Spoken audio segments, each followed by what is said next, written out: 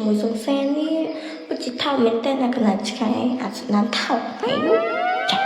រឿងនេះយំនៃស្នេហ៍ប្រែមកថាយ៉ាងណាដេញអូនខ្ញុំជួបតែមនុស្សសាវ៉ាក្បត់ជួបរឿងណោណាខ្ញុំក៏ចេះយ៉ាបានត្រឹមតែមួយ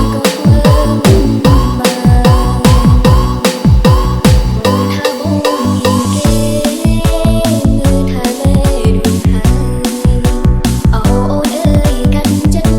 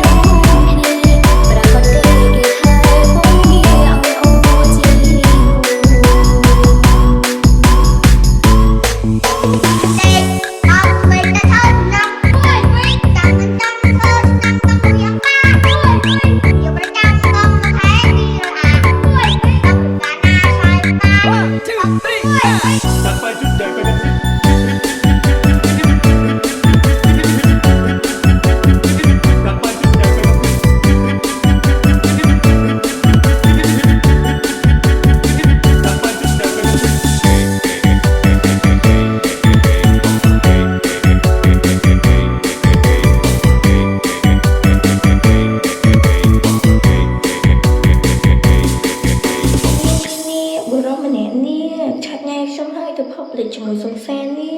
ពិតជាថោកមែនតើណាកណាត់ឆ្កែអាចស្ដាប់ថោកហើយនោះ